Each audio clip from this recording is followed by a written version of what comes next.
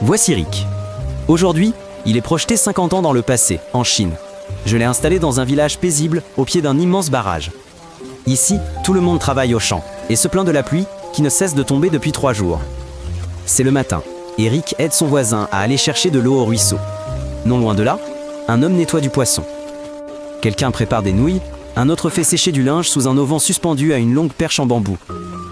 Tout semble normal, et personne ne se doute du moindre problème. Cet énorme barrage a été construit récemment. Il fait la fierté du pays tout entier, et son schéma est affiché au tableau de l'eau, école du village. Des lignes colorées indiquent les canaux, les écluses et les vannes de décharge. Plus tard, on découvre que les calculs n'avaient pas pris en compte des pluies torrentielles aussi prolongées. En quelques jours seulement, il est tombé, là, équivalent d'une année de pluie.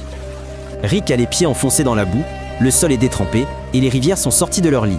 L'eau s'accumule dans le réservoir et le niveau continue de monter. Des camions empruntent la route menant au barrage. Les soldats installent des barrières et interdisent à quiconque d'approcher. Les villageois chuchotent entre eux, mais ne comprennent rien. Aucune décision n'est prise quant au lâcher d'eau. Les autorités craignent d'inonder les champs. Mais le barrage ne peut plus contenir autant d'eau.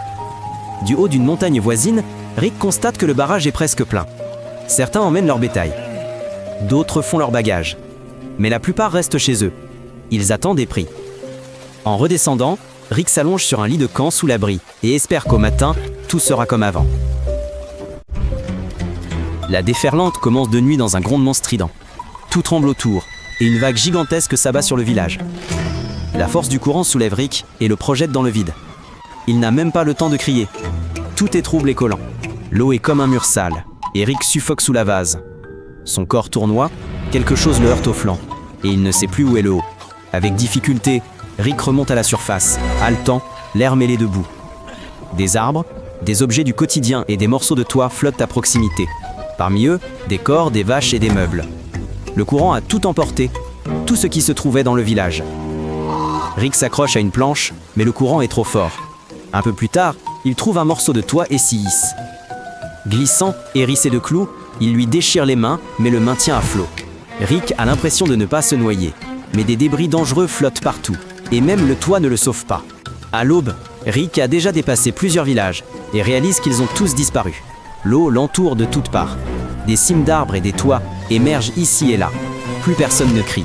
Toute leur énergie est consacrée à survivre à cette nuit. Certains sont perchés dans un arbre, d'autres sur un poteau, d'autres encore dans l'aile, épave d'un bateau.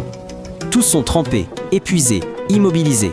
L'eau stagne toute la journée, le sol n'absorbe plus rien, et tout autour de lui ressemble à un lac.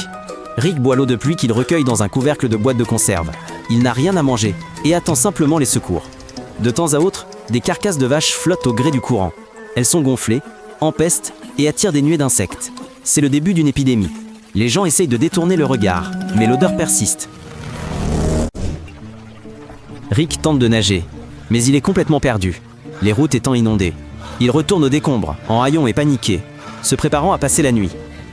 Moustiques, mouches et moucherons le piquent au visage, et des punaises d'eau rampent sous ses vêtements. L'humidité est insupportable, et il a du mal à respirer. Le froid lui transperce la peau et il sent à peine ses doigts. Impossible de dormir. Le 3e jour, les secours ne sont toujours pas arrivés, et Rick est à peine capable de bouger. Ses articulations le font souffrir, sa peau est craquelée, ses lèvres gercées. Les gens autour de lui restent silencieux, espérant un sauvetage. Un fermier ordinaire, qui n'a pas dormi depuis 3 jours et aide les victimes à échapper, le recueille dans sa barque. Il lui apprend que 62 autres barrages ont cédé cette nuit-là. Était une réaction en chaîne. Lorsqu'un barrage s'effondre, l'eau se déverse dans le suivant. Des centaines de villages ont été endommagés et des milliers de personnes ont disparu. Selon les chiffres officiels, environ 170 000 personnes ont péri. D'abord l'eau, puis la faim, la maladie et l'isolement total. Les informations concernant la catastrophe ont été tenues secrètes pendant de nombreuses années. Presque personne à l'extérieur du pays ne savait ce qui était passé. Même les habitants gardaient le silence, jugeant la situation dangereuse. Rick navigue sur son bateau et observe les alentours. L'eau s'est retirée, laissant place à des copeaux de bois, des débris et au silence. La terre où vivaient les gens est désormais aplatie, comme après un incendie.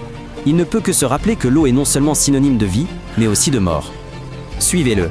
Il a miraculeusement survécu,